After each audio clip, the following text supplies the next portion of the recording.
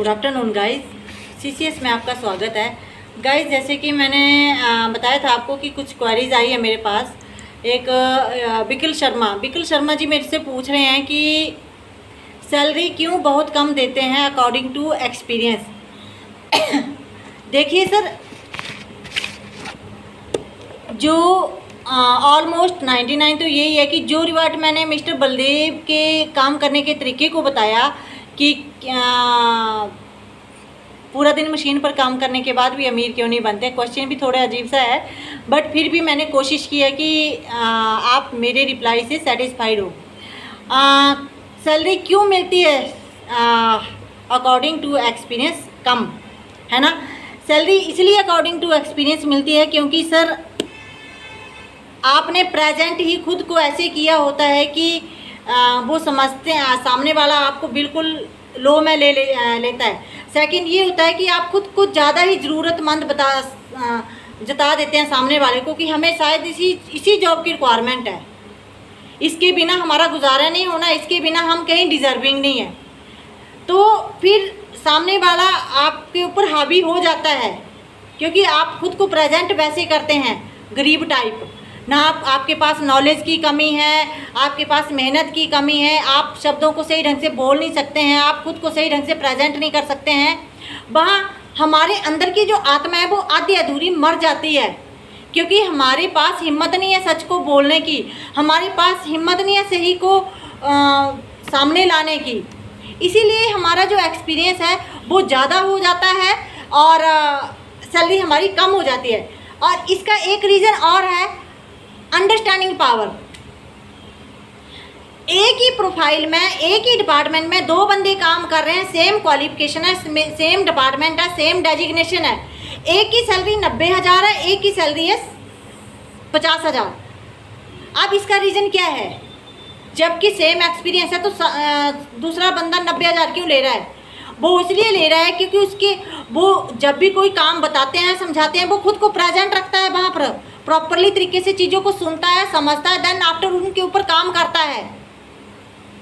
एक हमारे प्रेजेंस होने का रीज़न ये भी है कि हम प्रेजेंट नहीं होते हैं जहाँ हमारी बात चली होती है काम की।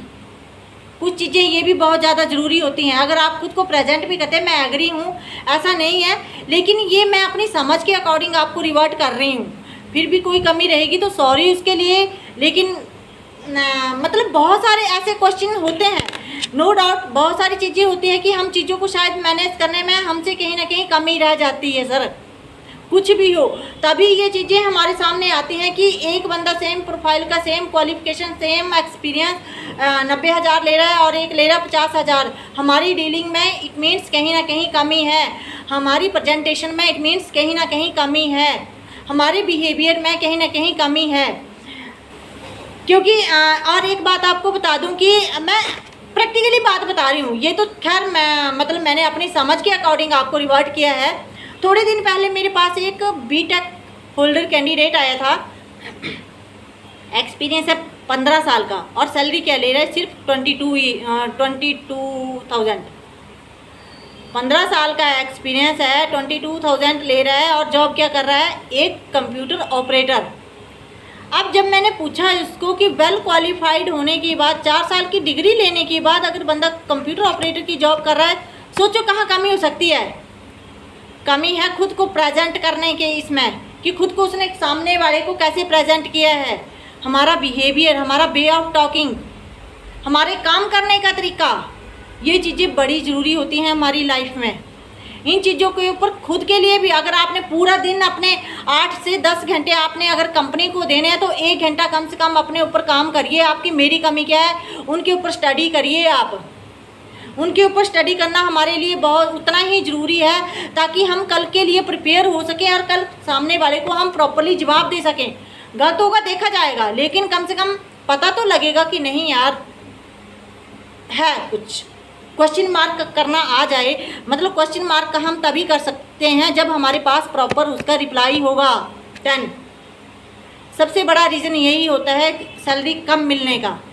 दूसरी बात ये कि हम खुद मौका देते हैं, जब हमारे बिहेवियर में, हमारी डीलिंग में कमी आती है तो सामने वाले को खुद मौका मिल जाता है, ये इतना ही डिजर्विंग है। सामने वाला तो बोल देता है हम तेरे को इतनी सैलरी देंगे, हमारा तो यही बजट है। भाई मना कर दो ना, हमने नहीं करनी है भाई, सीधी सी बात है। यहाँ नहीं कहीं और से ही मजदूरी कर लेंगे, अपने दम पर करेंगे। लेकिन ये कौन सी बात होती है कि जी हम आपको इतनी ही सैलरी देंगे।